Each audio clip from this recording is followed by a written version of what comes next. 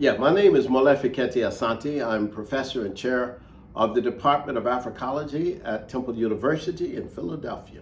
I am so happy to be here at this great Harlem Book Festival and Fair to share with you ideas about African agency and about publishing and about writing because this gathering of these wonderful people from all over the world, and certainly from the New York area and all over the United States, is an excellent place for me to talk about a new publishing group, a relatively vigorous publishing group called UWP.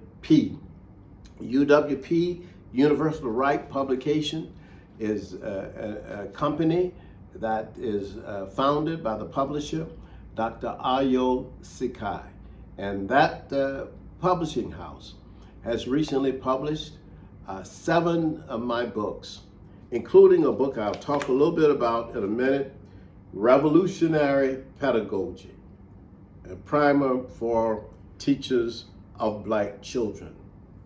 I will also talk about a book by another author that they have published, which is actually The Afrocentric School by Dr. Dove.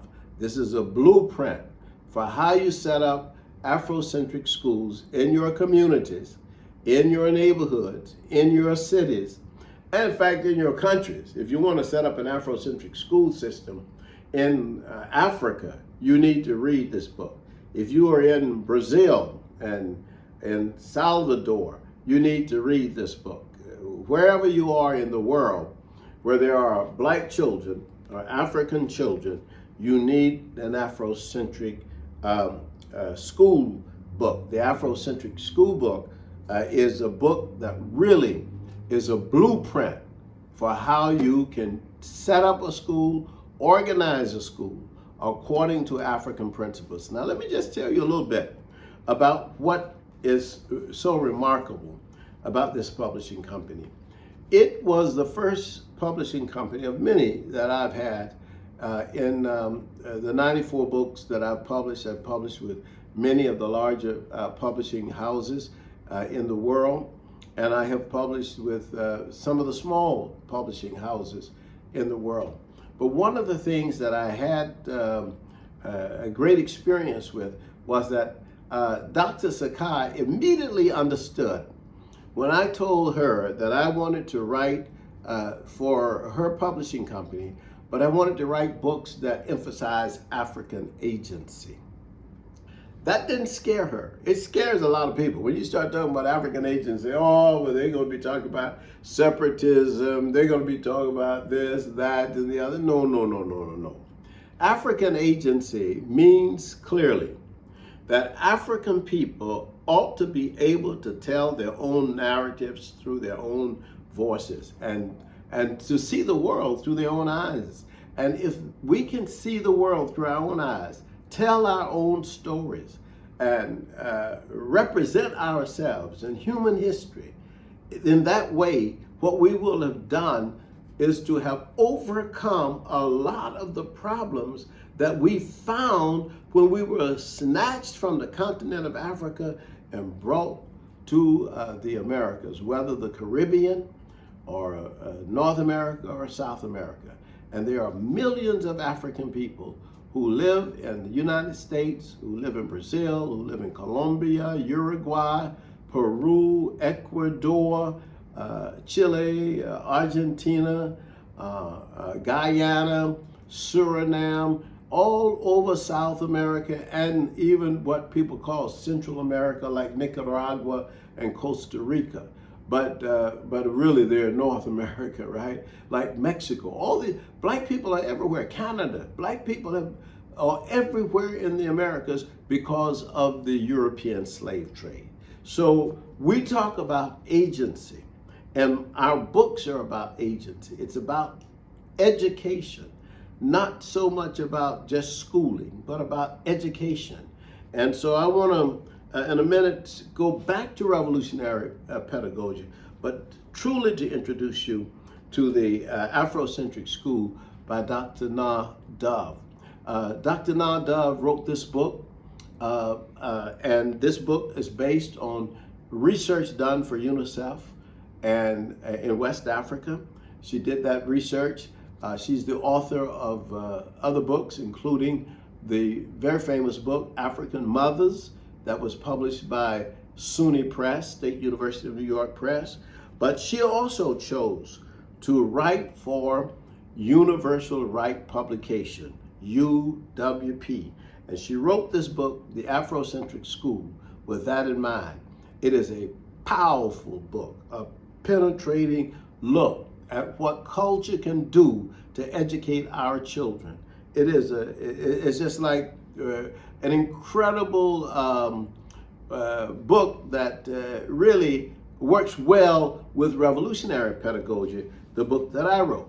And I wrote the book Revolutionary Pedagogy because one of the things that I was concerned with was that people were confusing multicultural education with what was necessary for us to understand what was revolutionary.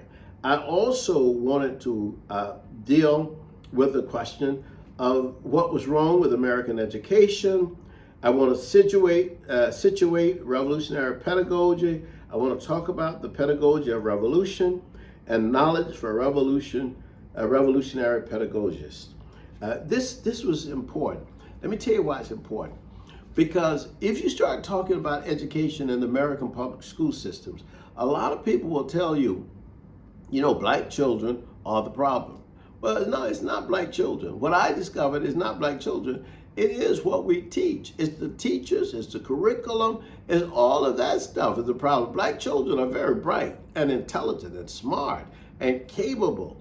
But the way we define African American children in the classroom is what has marginalized our children. And not only that, it has made some of them angry and upset.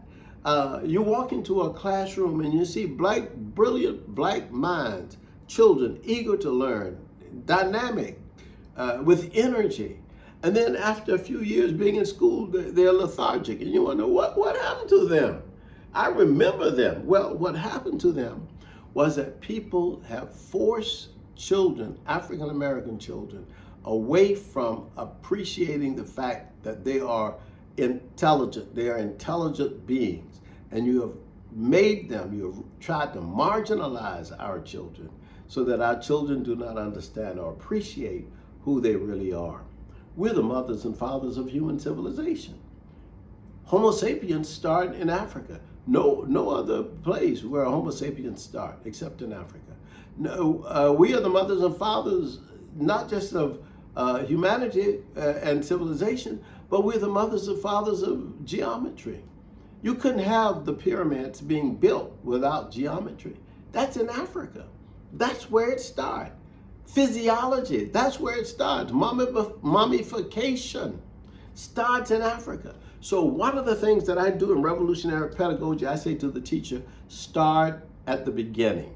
You walk into a classroom, you let the children know. I don't care where they come from, what their culture background is. You let those children know that all humanity began in Africa. Let them know that all civilization began in Africa. Those are two fundamental facts that will change everything. It would change all the knowledge you have about everything. You can't come up with anything that doesn't have a foundation in Africa.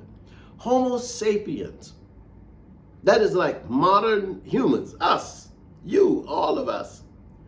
We spent 3/4 of the time of Homo sapiens in Africa. Can you imagine that? 3/4. It's only 70,000 years ago that Homo sapiens left Africa. But most of the time has been spent in Africa. So we worked out all of our cosmologies, our naming system. We worked out how to cross a stream, a river, how to go, and catch animals. We worked all that stuff out in Africa before we even left the continent. And before 70,000 years ago, everybody in the world was black. That's science. It is a fact. But our children sitting in the classrooms don't know that. Our white brothers and sisters don't know it. Our Asian brothers and sisters don't know it. Our Latino brothers and sisters don't know it. Why? Because we don't teach it. It's not revolutionary what we teach. I wrote this book, Revolutionary Pedagogy, to say, wait a minute, there is something that's missing. And that's why we have so many issues in our schools. And fortunately, there are teachers, principals, there are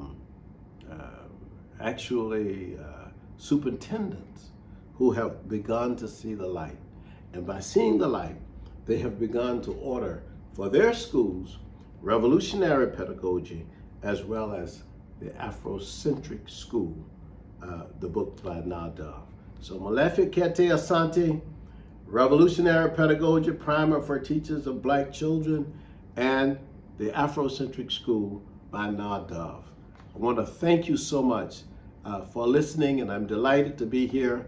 And I give honor and praise always to the African ancestors who made it possible for us to be able to speak to this day.